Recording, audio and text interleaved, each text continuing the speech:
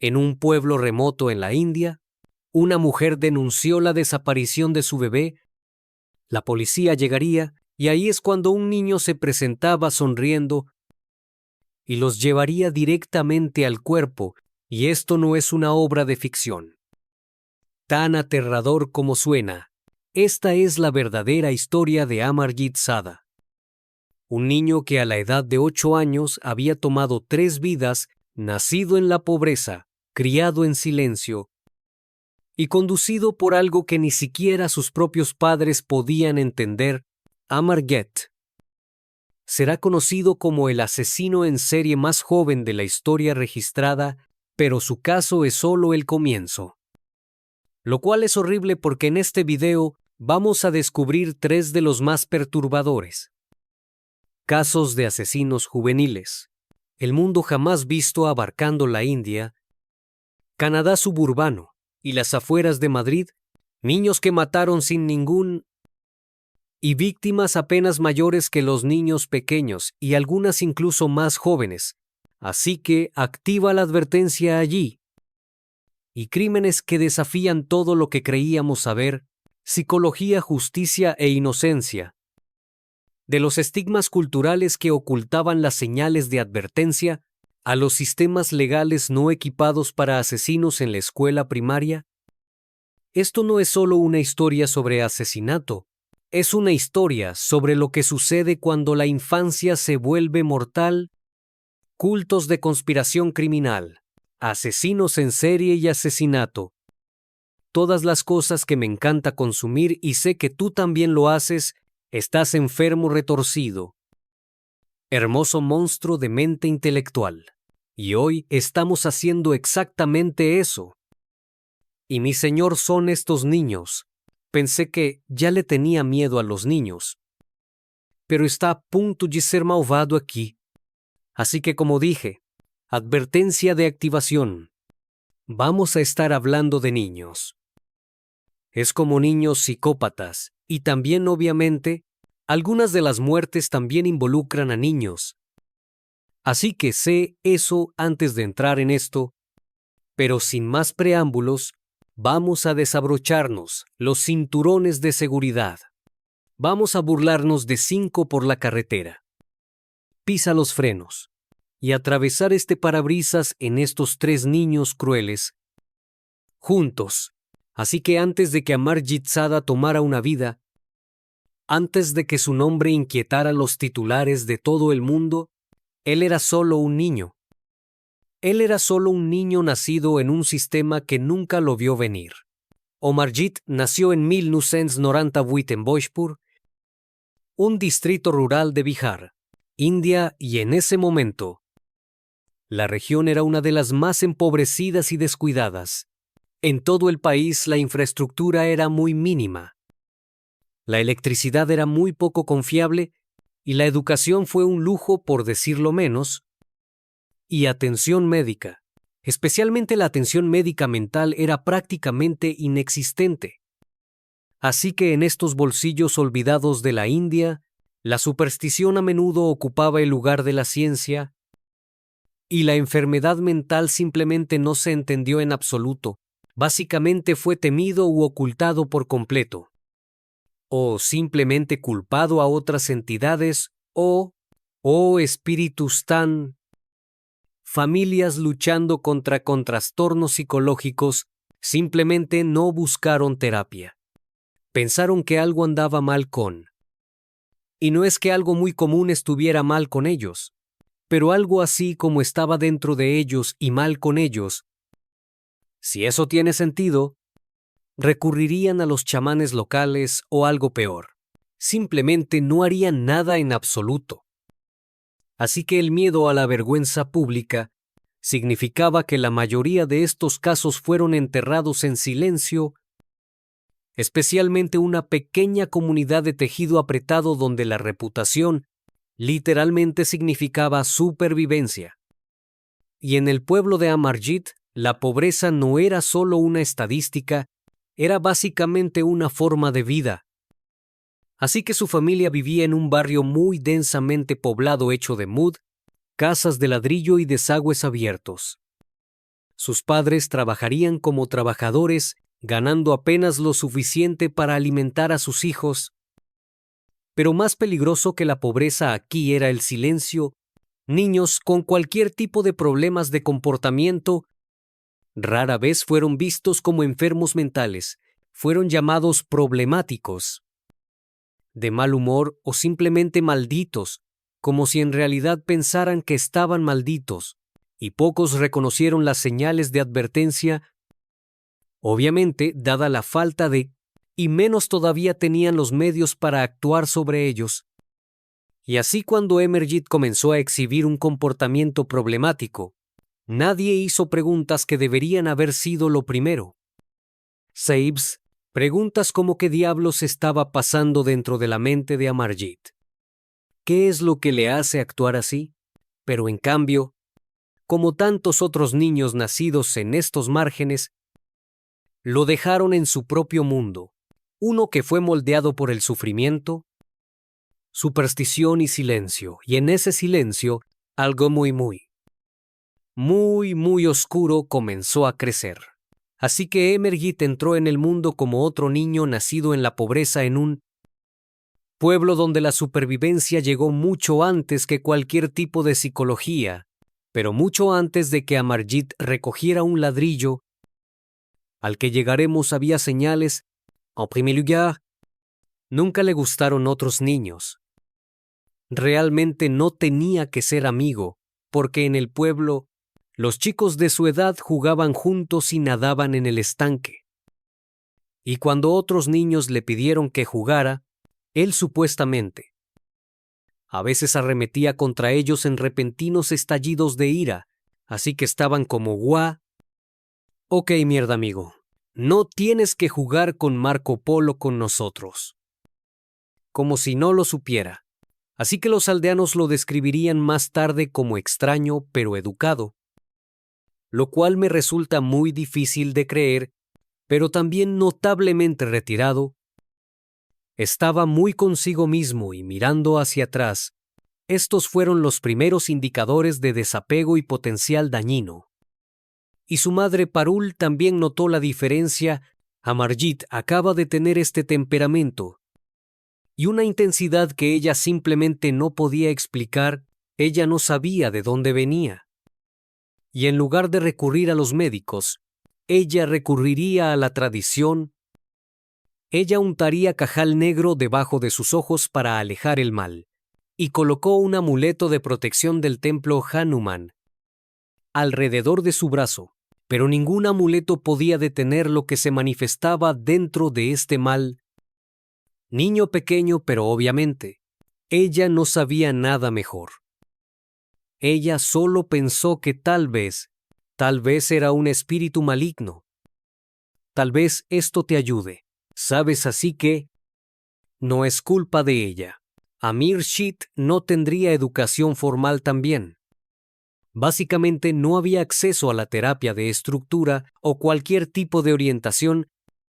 Algunos informes incluso mencionaron la negligencia de sus padres, y sería alrededor de este tiempo que la tragedia golpearía primero, aparentemente de la nada. El primo pequeño de Amarjit moriría en circunstancias sospechosas, y su familia tendría que tomar una decisión devastadora. Se quedarían callados, lo llamarían accidente, y lo protegerían de que son responsables, y no tengo una excusa para ellos. Así que básicamente estaban premiando el comportamiento de su hijo asesino. No es el mejor padre, pero probablemente el peor padre premio. Yo diría que no castigar a su hijo o no hacerlos responsables. La oscuridad dentro de él se desplegaría rápidamente. Así que, como dije, su primera víctima estaba muy cerca de casa. Era su primo menor. Y parece haber un poco de discrepancia de varias fuentes de la edad de la víctima, pero su primo era un bebé. Así que un día el bebé aparentemente desaparecería, y poco después su cuerpo sería encontrado, y estaba claro que había sido golpeada hasta la muerte, y no habría juicio. No hay informes policiales, la familia de Amarjit simplemente eligió permanecer en silencio a pesar de que sabían que Amarjit había cometido el crimen, y luego, no mucho después, su hermana pequeña sería su próxima víctima. Y su hermana tendría solo 8 meses, y Amarjit la estrangularía hasta la muerte con sus manos desnudas, como simplemente horripilante, pero nuevamente, la familia no denunció el crimen, y si por vergüenza, miedo, simplemente incredulidad, enterraron no solo a su hijo, sino a la verdad, por lo que en 2007 el pueblo se sacudió cuando un tercer niño desapareció. Khushbu de 6 meses, la hija d'un vecino. Su madre la había dejado durmiendo en la escuela local. Mientras ella simplemente se alejaba, pero cuando regresó, el niño estaba completamente desaparecido. Y nadie estaba preparado para la verdad que realmente había ocurrido. Así que la comunidad se reunió y comenzó una búsqueda. Pero no mucho después de eso, Amarjit daría un paso adelante y confesaría muy casualmente, incluso alegremente, y los oficiales simplemente no podían creerlo. Pensaron naturalmente que era una broma. Quiero decir, este niño tiene 8 años. Es un niño pequeño. ¿Cómo pudo haber cometido este horrible crimen? Y si tuviera que hacerlo, tal vez fue un accidente, pero ¿por qué estaría feliz por eso? Estaban realmente confundidos, pero ahí es cuando los llevaría al cuerpo escondido. Su pequeño cuerpo enterrado en una tumba poco profunda, y el bebé había sido estrangulado y golpeado hasta la muerte con un ladrillo. Y cuando fue interrogado por la policía, Al-Marji supuestamente sonrió durante toda su confesión. E incluso pidió galletas al principio y, mientras los investigadores escuchaban, completamente aturdido, describió el asesinato con escalofriante desapego. Solo puro comportamiento psicópata. Se le citó para decir que estaba durmiendo en la escuela. La llevé un poco lejos, la maté con un ladrillo y la enterré. Como absolutamente escalofriante. Hay algo en un niño con tanto desapego, que es el siguiente nivel horripilante. Por lo que el psicólogo forense sería traído y su conclusión oficial sería que Amarjit era un sádico, un niño que encontró placer en infligir dolor, así que esto no fue una broma que salió mal. No fue el producto de una pelea en el patio de recreo. Esto fue algo mucho más oscuro y mucho más raro. Y ahora el mundo finalmente se daría cuenta, un poco demasiado tarde si me preguntas. Así que cuando se conoció la noticia de que un niño de 8 años había matado a 3 bebés, envió ondas de choque a través de la India y el mundo. Pero una vez que el horror de sus confesiones, las autoridades se quedaron con la pregunta difícil: ¿qué haces con un niño asesino? Y en el momento del arresto de Amarjit en 2007, la ley india era muy clara. Un niño menor de 18 años no podía ser juzgado como adulto y no habría pena de prisión, ni juicio penal, ni posibilidad de cadena perpetua, y ciertamente no pena de muerte. Así que en cambio Amarjit fue colocado en un centro de detención de menores, la única opción legal disponible en ese momento, y allí pasaría los próximos 10 años, la pena máxima permitida para un menor según la ley india, y a puerta cerrada comenzarían los esfuerzos de rehabilitación, y los informes sugirieron que recibió asesoramiento, educación y terapia conductual. Pero la verdad, no se sabe casi nada de lo que pasó dentro de esas paredes. No hubo actualizaciones, 0 entrevistas, y el archivo sobre Amarjit Sada desapareció lentamente de la vista pública, y luego en 2016 cumpliría 18 años, y según la ley india su registro estaba completamente sellado, por lo que con su archivo cerró su identidad, se cambió para proteger su futuro y prevenir represalias de vigilantes. Que soy como no. Deje salir a ese tipo si puede hacer eso a las 8. ¿Qué podría hacer a los 18 años? ¿Ahora qué? Está en su tiene, 20 y tantos ahora. Eso es aterrador. Y hoy, su ubicación actual es completamente desconocida para el público. Algunos dicen que se mudó bajo protección del gobierno, pero otros creen que puede haberse reintegrado silenciosamente a la sociedad bajo una nueva identidad, y lo que queda es solo su legado horriblemente escalofriante. Por lo que Amarjit Seda todavía está confirmado el asesino en serie más joven de la historia moderna, y en algún lugar, tal vez caminando entre nosotros, solo vive su vida como un hombre adulto, que es un sádico psicópata en toda regla, su pasado completamente borrado y sus secretos completamente enterrados. Por lo que la pregunta aún persiste, ¿alguien que mata antes de aprender a escribir? ¿Realmente ser libre de lo que eran? Para ser honesto, no lo creo. En este caso, siento que esto es naturaleza pura. Siento que nació con esto en él. Y no sé si hay alguna salida. Quiero decir, espero que los psicólogos y profesionales hayan podido comunicarse con él, pero eso da mucho miedo.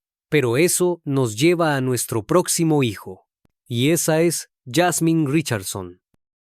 Así que antes de los titulares, antes de que el mundo retrocediera ante la idea de un niño de 12 años, Jasmine Richardson era solo una niña, nacida en 1993 en la ciudad de Medicina Hat, Alberta, Canadá. Jasmine Richardson creció en lo que la mayoría describiría como un hogar de clase media bastante ordinario. Sus padres, Mark y Deborah Richardson, se conocieron durante la recuperación del abuso de sustancias, en realidad, así que eran dos personas que estaban decididas y comprometidas a empezar de nuevo y criar una familia lejos de sus errores pasados, y juntos construirían una nueva vida. Mark era un hombre muy trabajador.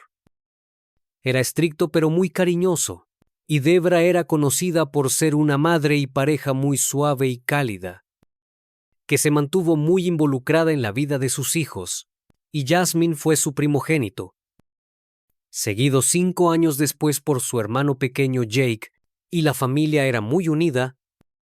Según todos los informes, pasaron mucho tiempo juntos y tuvieron muchas salidas familiares. Y según todos los informes, Jasmine era muy brillante. Hizo el cuadro de honor en su escuela católica. Ella actuó en programas de bellas artes, se rió con amigos, hicieron manualidades. Fue a fiestas de pijamas, se mantuvo muy ocupada con muchas cosas buenas. Ella era una niña bastante normal comenzando hasta que no. Alrededor de la edad de 11, algo cambió en Jasmine. Ella comenzó a gravitar hacia la subcultura gótica, y esto no es un éxito en la subcultura gótica, por cierto. Sé que bastantes góticos en realidad muy geniales, muy increíbles. Pero esto es lo que la convirtió en lo que se convirtió. Así que no es un éxito para ningún gótico. Solo su historia. Así que después de entrar en la subcultura, se sintió un poco atraída por la moda oscura. Delineador de ojos, pesado y comunidades en línea, donde podía deshacerse de las expectativas de su mundo suburbano, y su MySpace y Vampire Freaks, con Perfiles, pintó una imagen muy nueva de Jasmine. Uno donde ella era mayor rebelde, fascinado con asesinos en serie. Nada malo con eso, y simplemente inmerso en la fantasía, por lo que la niña de 11 años en este punto le diría a la gente que tenía 15 años y publicaría poesía sobre la muerte y la violencia, y simplemente no cosas geniales, y en algún lugar de esas sombras digitales lo conoció. Sí, en él. Jeremy apestoso, más como Jeremy apestoso. Tengo razón, estoy a punto de ser porque Jeremy tenía 23 años. Tenía 23 años, a punto de salir con un chico de 15 años que en realidad tenía casi 12 años. Así que solo Bad News Bears. Why? Según los informes, fue golpeado durante su infancia por su padre biológico y dos de sus padrastros, y su madre y sus varias parejas. Maridos y novios eran todos alcohólicos, así que tuvo una muy mala educación. No hay excusa para salir con un niño literal, aunque era un niño que abandonó la escuela secundaria, que creía que era un hombre lobo de 300 años, así que no estaba bien ahí arriba en la cabeza. No estaba bien y supuestamente usaría un frasco de sangre alrededor de su cuello. Y disfrutaba del sabor de la sangre también. Así que era básicamente todo lo que los padres de cualquier niña temerían. Especialmente los padres de Jasmine. Si ese tipo entró en mi puerta cuando tenía 11 años y dijiste: «Hola papá, aquí está. Aquí Jeremy tiene 23 años. Él es un hombre lobo de 300 años. Hombre lobo de 1 año y bebe sangre». Jeremy volaría cientos de pies en el aire, con la patada que mi papá le daría en el culo. Pero de todos modos divago, tan obviamente cuando descubrieron la relación de Jasmine y Jeremy, lo prohibieron de inmediato. Premio buen padre, pero para Jasmine eso solo alimentó el fuego. Así que comenzó como una pura fascinación convertida en una completa obsesión. Ian Mazes, la niña que una vez jugó a disfrazarse en el dormitorio de su infancia, estaría planeando el asesinato de toda su familia. Así que con solo 12 años Jasmine Richardson se enamoró y este tampoco era un tipo de amor inocente. Ya sabes, el tipo que florece entre los bailes escolares y los secretos susurrados. Pequeño drama de secundaria. Esto fue algo mucho más oscuro. Como dije antes, Jeremy tenía 23 años, que es un problema obvio por demasiadas razones para matar. Así que se conocieron a principios de 2006. Un amigo los presentaría, y Jeremy la prepararía para una relación con él básicamente, y en línea simplemente construirían todo este mundo de fantasía a su alrededor. Usarían plataformas como Nexopia y Vampire Freaks, Camseu, e intercambiarían mensajes crípticos y perturbadores de un lado a otro. Y como se mencionó antes, Jasmine dijo que tenía 15 años y Jeremy, no hizo ninguna pregunta sobre eso. Y yo honestamente no creo que le importara, pero sus mensajes se volverían cada vez más intensos. Serían muy románticos, violentos, incluso conspirativos. Así que de nuevo, después de que los padres de Jasmine descubrieron que eran como esa mierda, no puedes ver a ese tipo, y luego ella estaría como, bueno, eso me hace quererlo más. Para que ella naturalmente se rebelara, ella comenzaría a escabullirse, yendo a conciertos y continuaría metiéndose en problemas con sus padres. Así que cuando las barreras entre Jasmine y Jeremy comenzaron a crecer cada vez más, debido a sus padres, comenzaron a imaginar un mundo sin esas barreras siendo sus padres. Así que tengo este plan. Jasmine escribió en un mensaje en línea. Comienza con yo matándolos y termina con yo viviendo con tú. Y poco antes de los asesinatos, vieron la película Natural Born Killers. Natural Born Killers es un clásico de culto violento sobre una pareja enamorada que va en una juerga de asesinatos. Básicamente arruinaron esta película para mí. y Jeremy la idealizó supuestamente alegando que es, entre comillas, la mejor historia de amor de todos los tiempos. Y no quería perder a Jasmine, y estaba dispuesto a matar por ella. Así que lo que siguió no fue solo un crimen de pasión. Fue el desmoronamiento completo de la realidad misma, guiado por la fantasía, alimentada por la obsesión, y ejecutado por dos personas que creían que eran completamente intocables. Uno de ellos creía que era un hombre lobo de 300 años por el amor de Dios, así que era una tranquila mañana de domingo. En la pequeña ciudad canadiense de Medicina Hat, cuando la policía llegó a la casa de la familia Richardson, y dentro encontrarían una escena tan espantosa e impensable que perseguiría el país durante años. 3 miembros de la familia Richardson Mark, Debra y su hijo Jacob de 8 años estaban muertos, completamente masacrados en su propia casa, y su hija de 12 años estaba completamente desaparecida. Pero esto no era un secuestro, este era el plan solo horas antes. Al amparo de la noche, Jeremy había entrado en la casa de Richardson a través de una ventana del sótano. Estaba borracho y bajo la influencia de la cocaína, marihuana y éxtasis, pero estaba armado con cuchillos y alimentado por la obsesión. Así que Deborah Richardson estaría en la cama y escucharía el ruido en la casa. E iría a investigar. Y aquí es cuando se encontraría con Jeremy. Ella se asustaría por él en la oscuridad. Pero antes de que pudiera gritar por ayuda, él atacaría, le infligiría múltiples heridas de arma blanca. Y habría múltiples lesiones defensivas porque ella estaba tratando de luchar por su vida en ese momento.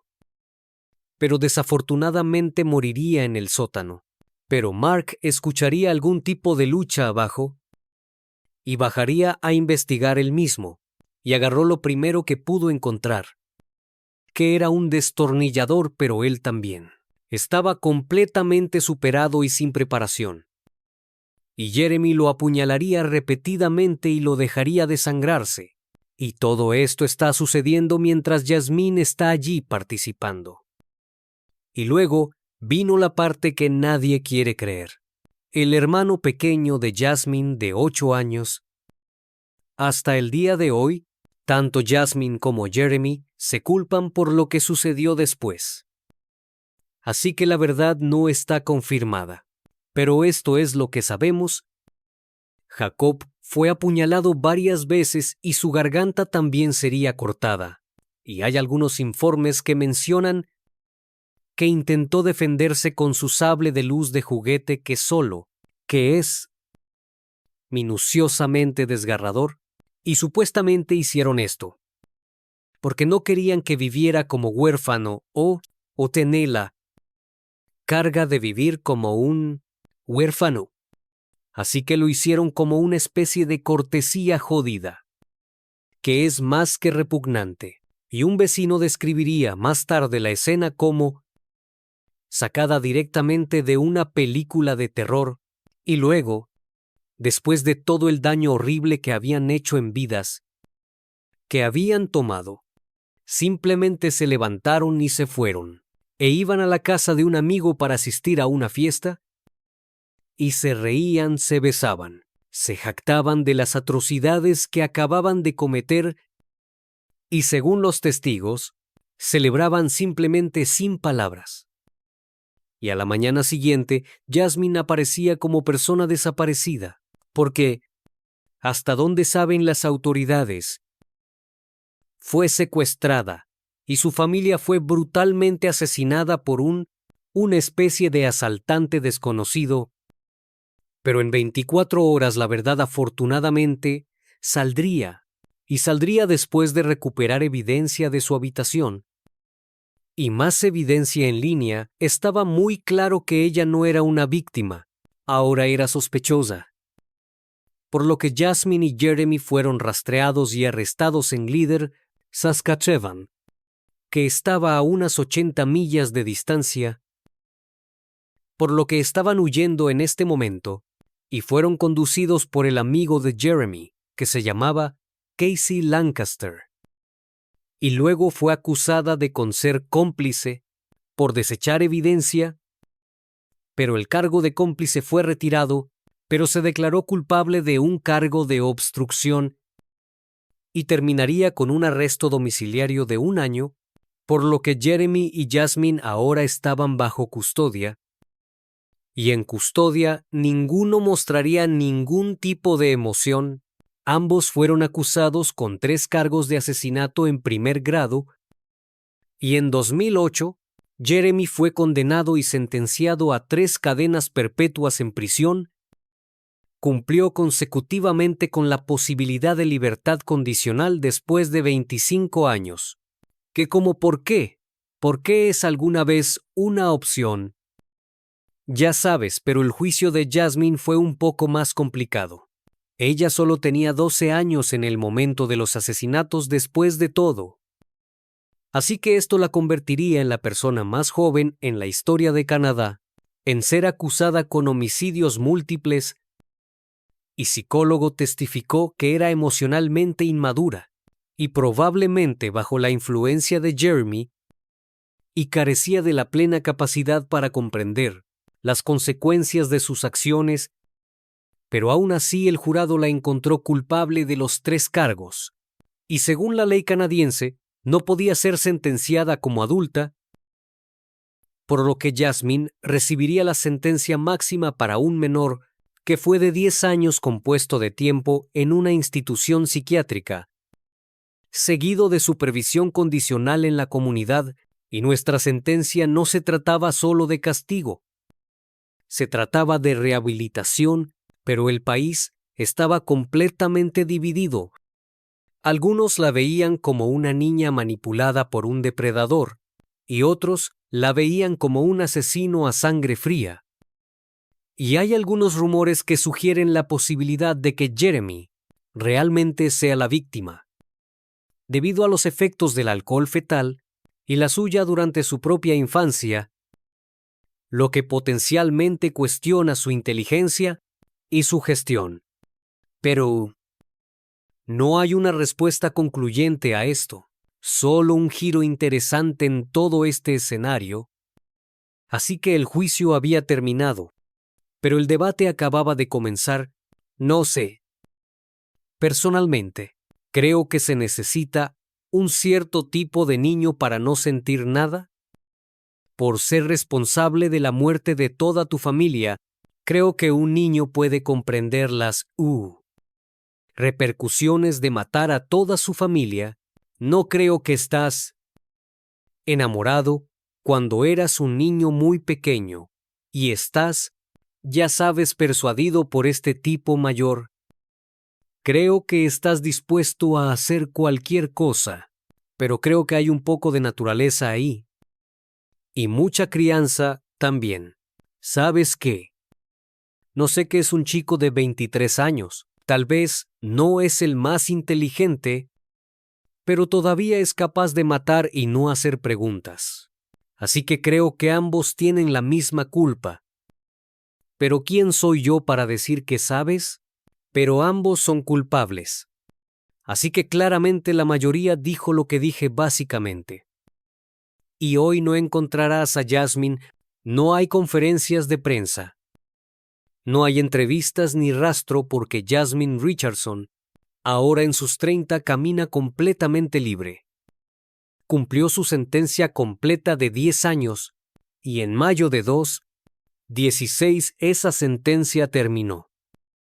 Y su registro fue sellado y su nombre fue protegido.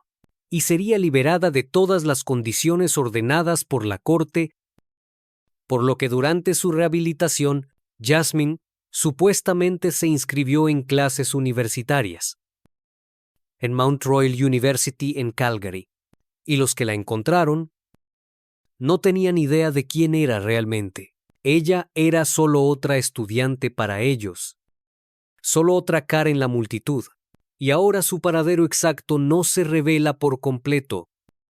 Y por ley su identidad no se puede revelar en los medios canadienses, escudada por el mismo sistema que una vez la probó cuando era niña, por lo que algunos creen que todavía vive cerca de su antigua comunidad, pero la nación sigue dividida hasta el día de hoy.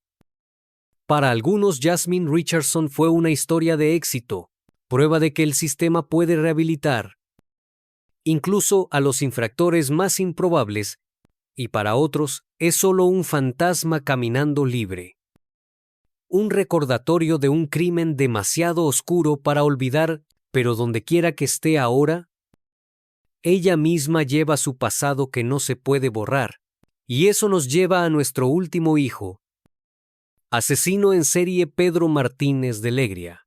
Así que en el invierno de 1965, en la tranquila ciudad de Murcia, España se convertiría en el hogar de uno de los más escalofriantes, en los casos menos entendidos de la historia criminal europea, y en el centro de todo estaba una niña de 12 años, y su nombre Piedad Martínez de Leguiar. Nacida en 1953, Piedad era la tercera de 10 hijos en una familia, luchando por sobrevivir. Su padre era albañil, y su madre era cocinera a tiempo parcial y trabajadora extraña, y vivían en El Carmen, un barrio obrero definido por su pobreza, hacinamiento y trabajo duro, y antes de eso la familia había vivido en los barrios bajos, básicamente un paso por encima de la desesperación. No había apariencia de lujo, ni privacidad, solo ruido, hambre y las interminables demandas de supervivencia. Y mientras otros niños de su edad estaban en la escuela, aprendiendo a leer y escribir, Piedad estaba en casa, limpiaba y cocinaba y cambiaba pañales. Así que a los 12 años, ella era la cuidadora por defecto de sus hermanos menores. Jesús, que tenía 10, Cristina, que tenía 8, Manuela, que tenía 6, Andrés, que tenía 5, Juan Santa, que tenía 4, y Mariano, que tenía 2, y un bebé, María del Carmen, que solo tenía 9 meses. Muchos niños así, que sus 2 hermanos mayores trabajaban a tiempo completo, como batidores de paneles en el taller de automóviles. A veces traían su trabajo a casa y le pedían que ayudara a limpiar y pulir piezas metálicas. Y le daban con unas barritas de sustancia química, para hacer esto muy importante tener en cuenta más tarde. Y sus padres se iban la mayor parte del día porque también trabajaban. Así que el peso de la casa, el caos de cuidar a 7 hermanos menores, cayó de lleno sobre sus hombros muy pequeños, y lo llevó en silencio y obedientemente hasta que algo se rompió. Y nadie realmente se dio cuenta al principio. Después de todo, ella era solo una niña. Una niña que no iba a la escuela, una niña que realmente no podía leer, una niña cuyo mundo entero estaba confinado a 4 paredes derrumbadas. El llanto de los bebés y la presión asfixiante de la pobreza, pero dentro de ella algo más se estaba formando. No resentimiento, no rebelión, intención, así que comenzó con una fiebre. El 4 de diciembre de 1965, bebé María del Carmen, de solo 9 meses, comenzó a convulsionar violentamente. También desarrollaría un sarpullido, y su temperatura comenzaría a subir, y en media hora lamentablemente fallecería. Y el médico de cabecera llegó lo antes posible, pero era demasiado tarde. Y el médico diría que lo más probable es que fuera meningitis. La muerte en sí fue muy repentina.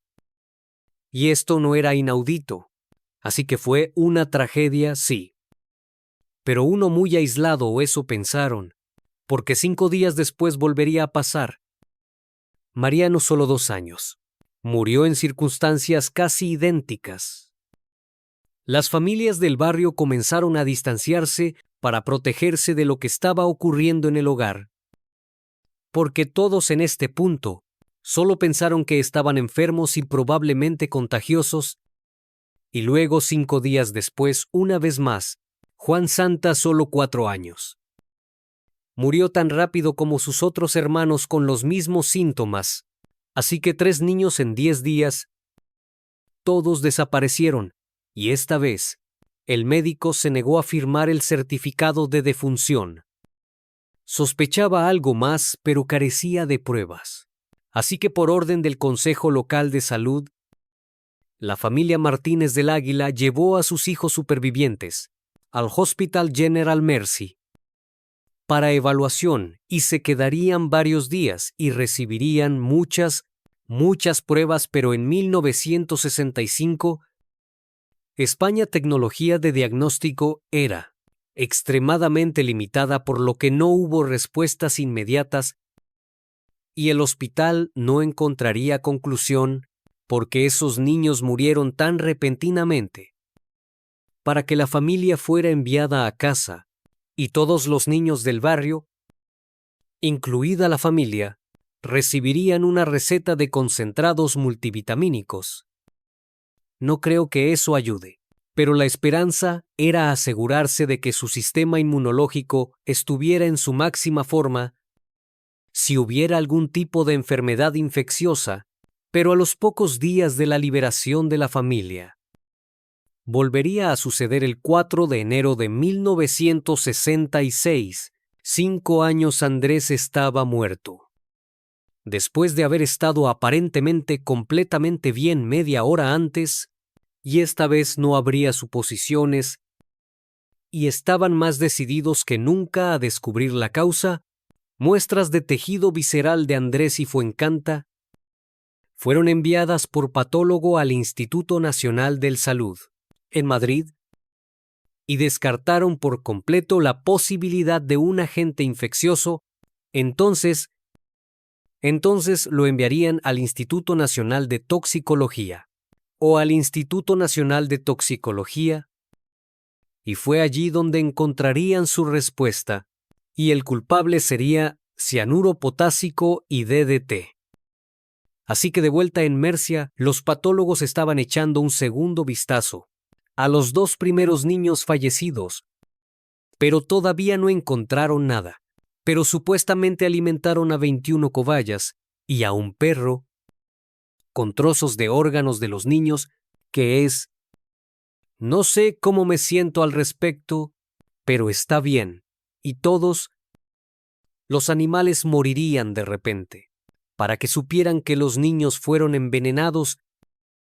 Y cuando la policía preguntó quién fue visto por última vez con las víctimas, un nombre surgió una y otra vez: Piu Papá. Así que a mediados de enero de 1966 la ciudad de Mercia ya no susurró sobre las muertes. En la casa de Martínez de Agulla, ellos sí gritaron 4 niños muertos, sin explicación y sin arrestos en este punto, solo dolor Ypsilon. Y el 14 de enero ambos padres, Andrés y Antonia, fueron arrestados.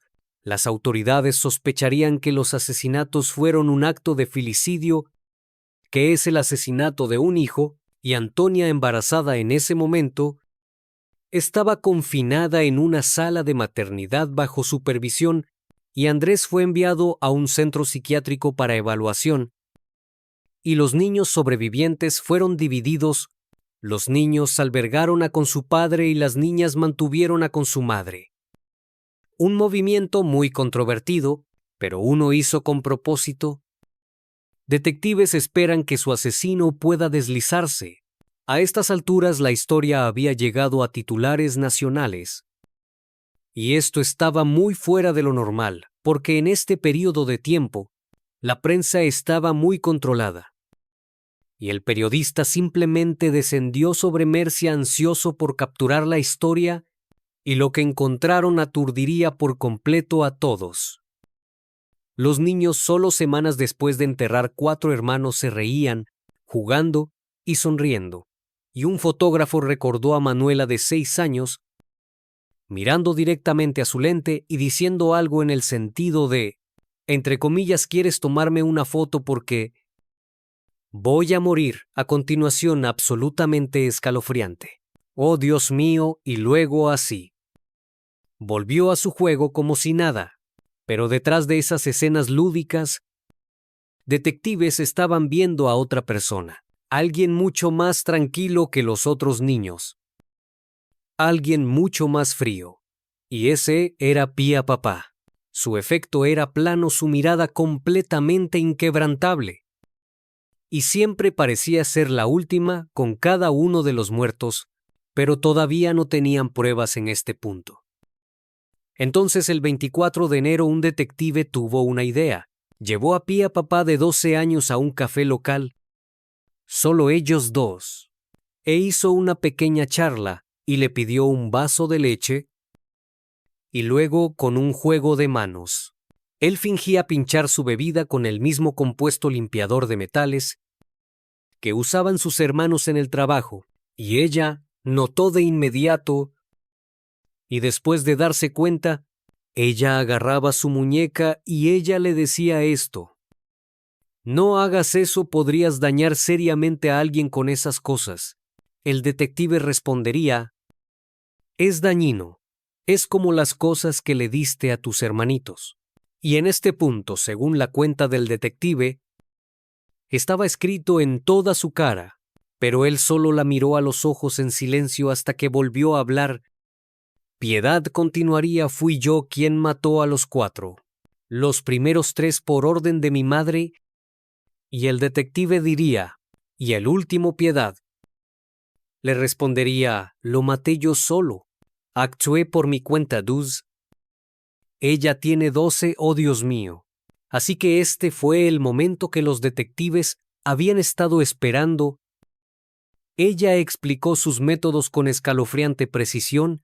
Durante un interrogatorio, cómo convirtió cloruro de potasio, cianuro e insecticidas a base de DDT en diminutos gránulos letales. Luego los mezcló con leche y comida.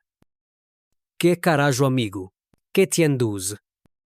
Es simplemente horrible y cada niño sufrió muertes agonizantes, aproximadamente tomando 30 minutos. Solo para Santa tuvo tiempo de llorar, diciendo rápido: «Ven, aquí me estoy muriendo». Y Pía Papá la escuchó y luego se fue. Así que la niña de 12 años, que mantuvo la casa en funcionamiento mientras sus padres trabajaban, que cambiaban pañales alimentados con biberones, puso a dormir a sus hermanos, asesinó a 4 de sus propios hermanos.